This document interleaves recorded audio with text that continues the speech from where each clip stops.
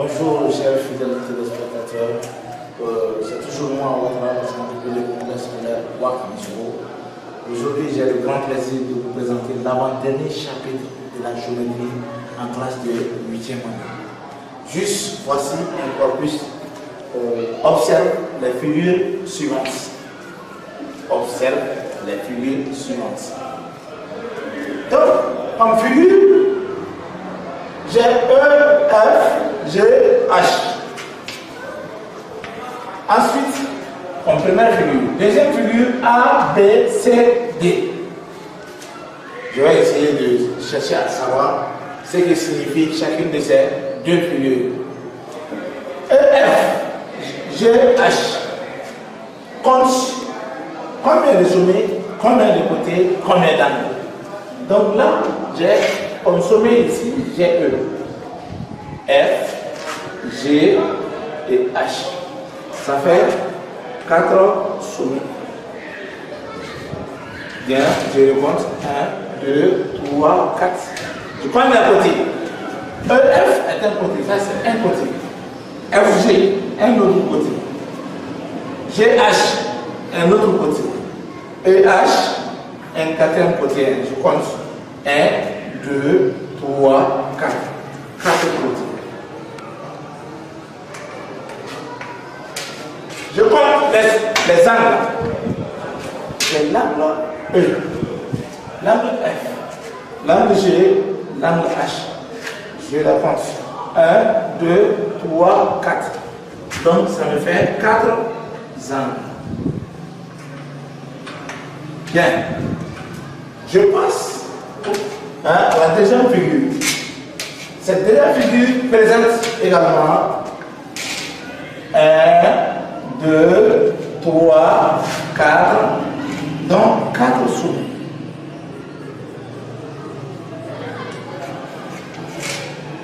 Les côtés. J'ai le côté AB. 1. J'ai le côté BC. 2.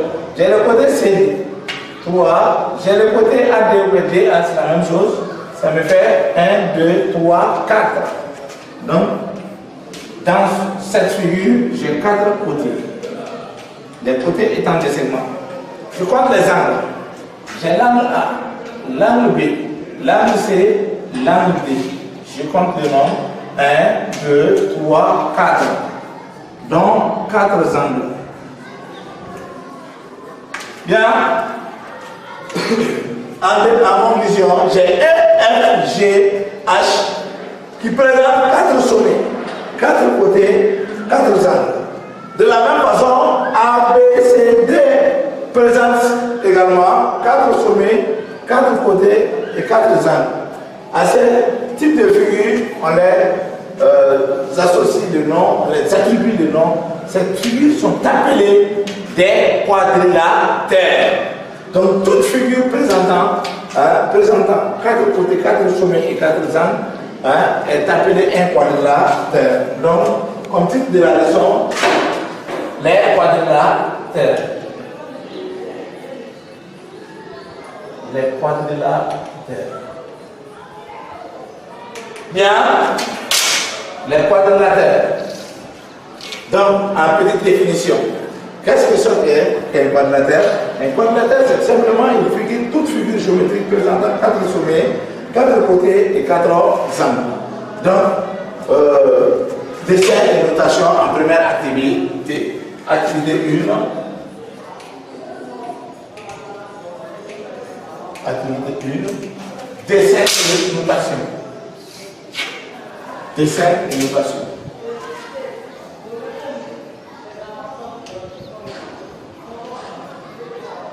Dessin et notation. Bien, bien. Donc, toujours, avec ce petit corpus, observe les figures suivantes. Donc, j'ai les particularités ici. Les figures, maintenant, E, F, G, H n'a pas la même forme que A, B, C, D. Mais ici, les côtés sont appelés des côtés croisés. Donc, E, F, G, H est appelé un quadrilatère dont les côtés sont croisés, un quadrilatère croisé. E, F, G, H est un quadrilatère. Un quadrilatère. Bien. Croisé. Croisé veut dire que deux de ces côtés sont croisés. Bien.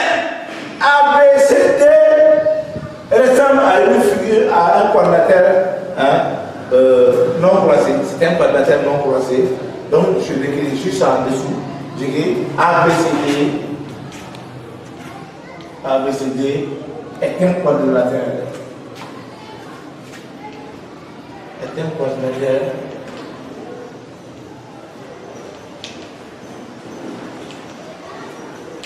Est un quadrilatère non croisé. Non croisé pourquoi? Parce que les côtés ne sont pas croisés. Les côtés ne se croisent pas. Ils ne se coupent pas de la même façon ici. Donc là, il y a deux types de quadrilatères, les quadrilatères croisés et les quadrilatères non croisés. C'était ça leur dessin et leur notation. Donc en deux, je vous présente par quadrilatère les propriétés de chacun des quadrilatères. Donc en deux,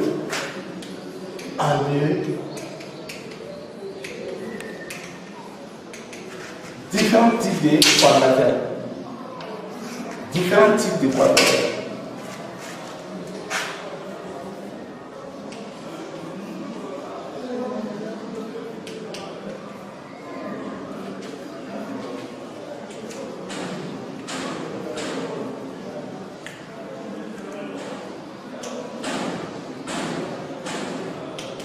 Bien, comme différents types de quadrilatères, j'ai plusieurs types de quadrilatères. On rappelle les figures présentant 4 côtés, 4 sommets et 4 angles sont appelés des quadrilatères. Donc, les figures présentant depuis les petites classes, bien, ça c'est un exemple, ça ce sont des rappels. Un exemple ici, j'ai un exemple de figure dont les côtés sont parallèles et égaux 2 à 2. Donc, les grands côtés sont appelés des longueurs, les petites des largeurs. Donc, à ce type de quadrilatère, on attribue le nom de rectangle. Donc, comme quadrilatère, on a un rectangle. Bien. Après le rectangle, on a le carré. Le carré. Les figures présentant le carré, un modèle de carré. Le carré présente 4 côtés, 4 côtés égaux et 4 angles droits. Maintenant, la différence entre un rectangle et un carré est que simplement dans le rectangle, les côtés sont parallèles et égaux 2 à 2. Après le carré, il y a le losange. Le losange. Après le losange, comme exemple de losange, voici un exemple de losange dont les diagonales sont perpendiculaires. Les côtés sont consécutifs et les diagonales se coupent en formant un angle droit. Après, il y a le parallélogramme proprement dit. Le parallélogramme proprement dit. Donc, le parallélogramme proprement dit qu'on appelle simplement la famille des parallélogrammes. Dans le parallélogramme, dans sa famille, on a le rectangle, le carré, le losange et le parallélogramme proprement dit. Donc, toute figure présentant deux côtés sous parallèles et égaux est appelé un parallélogramme. Juste à main levée, voici un exemple de parallélogramme. Donc, on a différents types de quadrilatères. On va commencer par le parallélogramme proprement dit parce que tous ces quadrilatères-là appartiennent à la famille des parallélogrammes. Donc, le premier type de quadrilatère, le parallélogramme.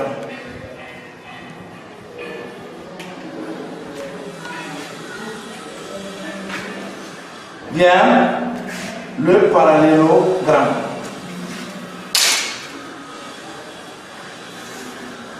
Bien, de par le dessin, observe, dessine un parallélogramme ABCD. Dessine un parallélogramme ABCD.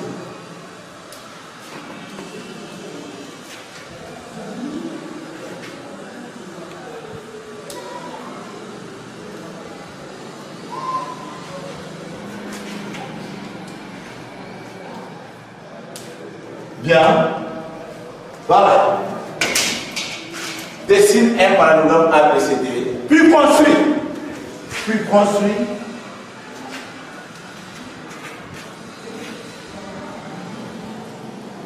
Puis construit ces diagonales.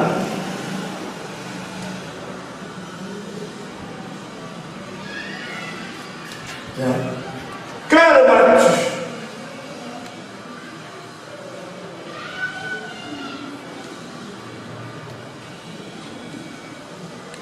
Bien, je mets solution. L'avantage de cet exemple, c'est d'observer, c'est de voir comment dessine-t-on un parallélogramme. Donc, je ne vais pas aider, je dessine un parallélogramme. Donc, je trace deux parallélogrammes. Dessine un parallélogramme A, B, C, D, puis construis ces diagonales. Bien. Donc, là, je construis.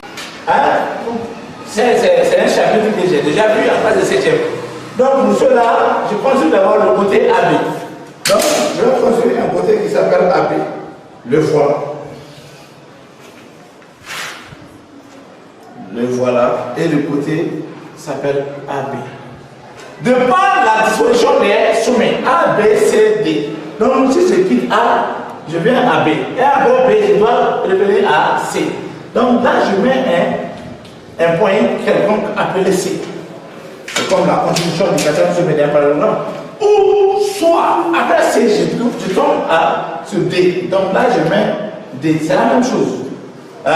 Bien, j'ai 1, 2, 3 sommets.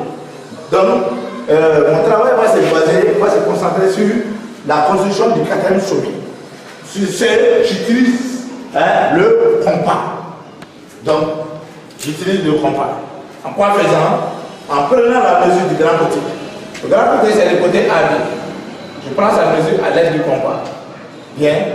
Parallèlement à AB, je pointe le compas sur D, puis construire un arc de cercle juste devant D.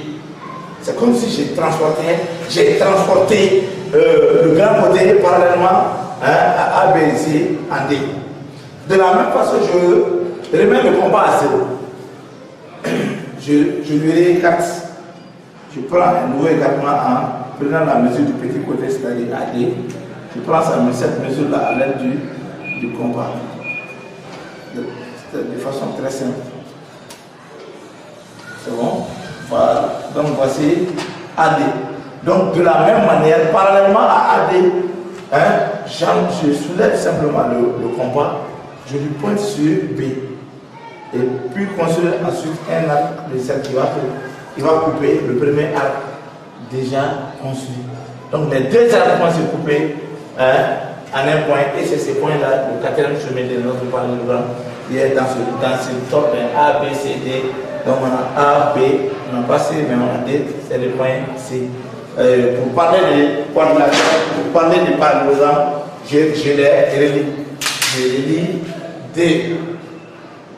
À C, puis ensuite de l'autre côté, je vais les sommets. Donc, voilà.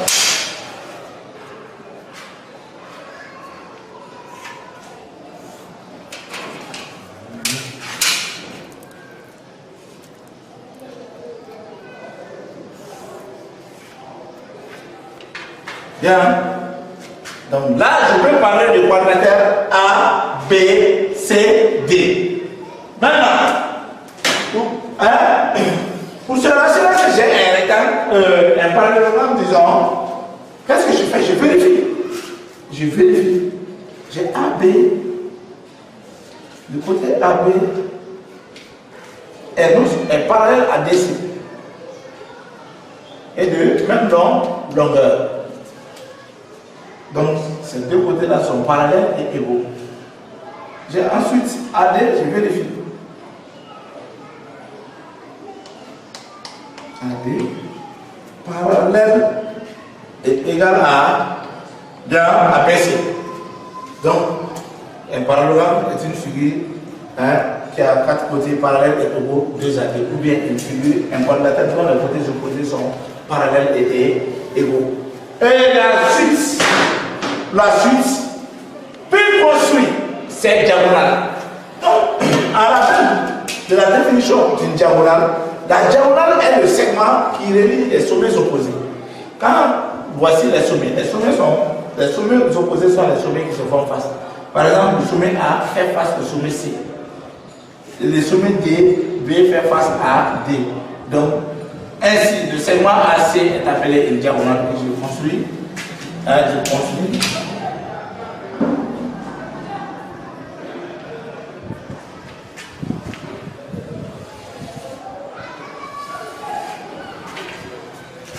Ensuite, je construis la deuxième diagonale BD.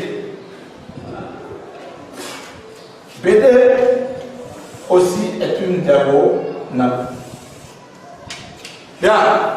Maintenant, en voyant ces diagonales, les diagonales là se coupent en l'air milieu. Je vérifie. Soit I, ce milieu. L'intersection des deux diagonales, le point d'intersection. Maintenant, je vérifie si réellement I est le milieu commun des deux diagonales, c'est-à-dire AC et BD. Donc là, le milieu d'un segment est le point unique situé à égale distance de ses extrémités. Donc là, je vérifie si I n'est pas milieu de AC. Pour cela, je prends IA à l'aide du compas.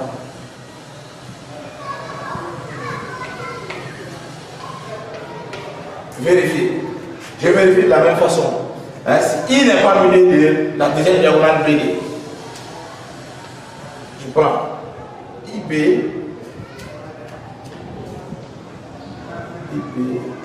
bien.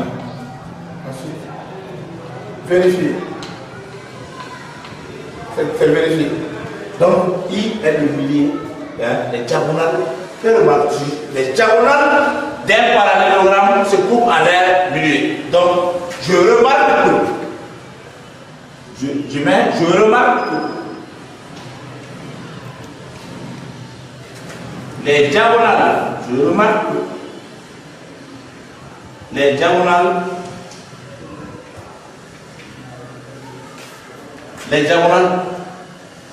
d'un parallélogramme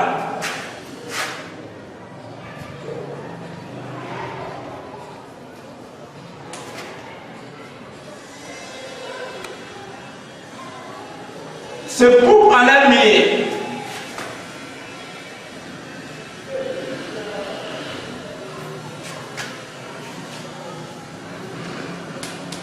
Bien, figure, construction, ou un exemple qui me conduit à une propriété et à une définition.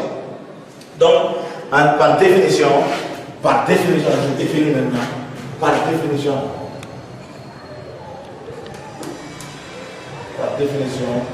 bien, un parallélogramme.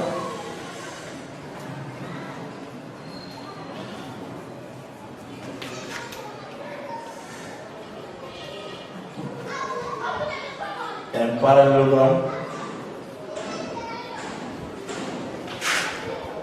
est un quadrilatère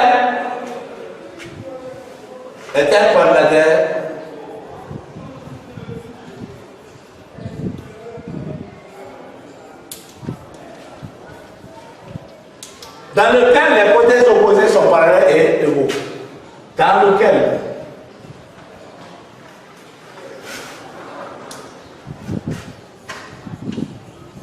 les côtés opposés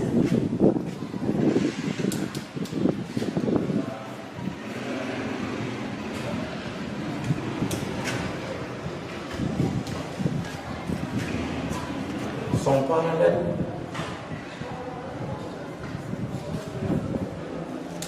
et du même longueur, c'est-à-dire égaux.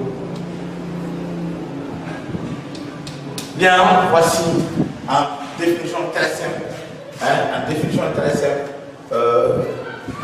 Ce qui signifie un parallélogramme. Donc, pour closer la partie parallélogramme, deux propriétés importantes sont à reconnaître face obligatoirement. Donc, première propriété, propriété 1.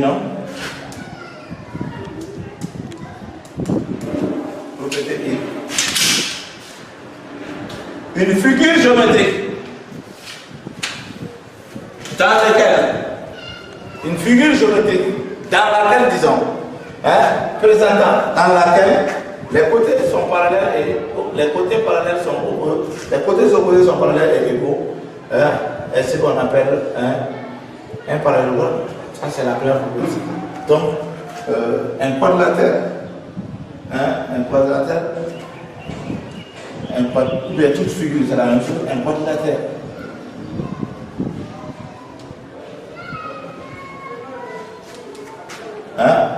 Dont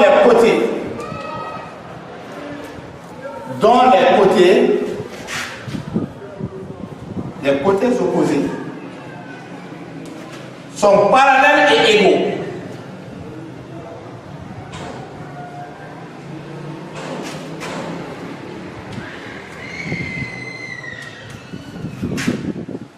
Est un parallélogramme.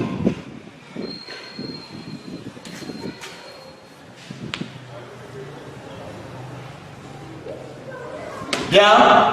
Propriété 2. Deuxième propriété.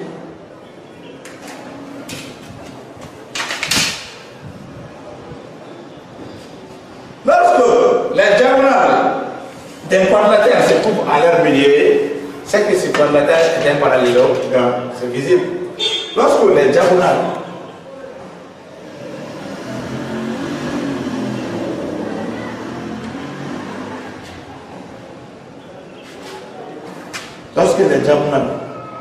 d'un quadrilatère se coupent à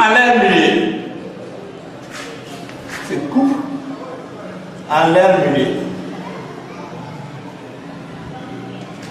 Bien, c'est que c'est un parallélogramme. C'est un parallélogramme.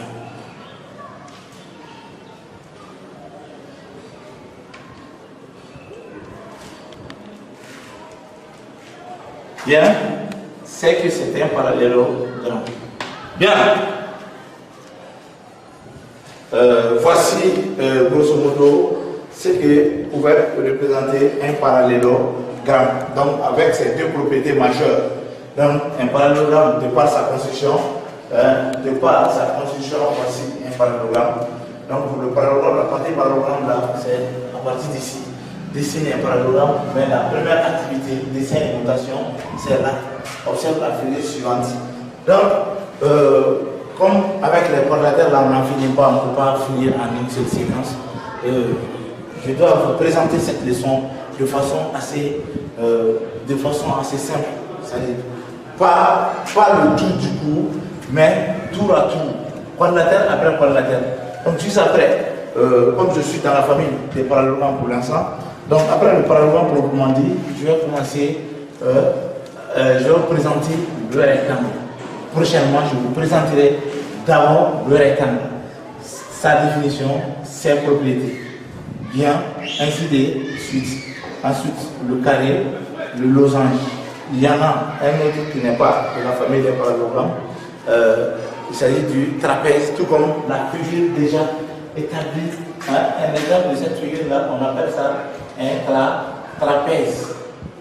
Voilà, donc voici un exemple de trapèze qui n'est pas dans la famille des parallélogrammes. Pourquoi? Parce que les côtés opposés ne sont pas parallèles et égaux. Ici, on a les côtés qui sont opposés, qui sont parallèles, ils sont opposés, ils sont parallèles, mais ils ne sont pas égaux. Là, les côtés là sont opposés, mais ils ne sont pas parallèles. Donc, c'est ça qu'on appelle un trapèze. Donc, je laisse le soin à mes fidèles téléspectateurs de mener leur petite, de se rappeler de ces quelques notions sur le rectangle, le carré, le losange, et surtout sur le trapèze. Je vous remercie.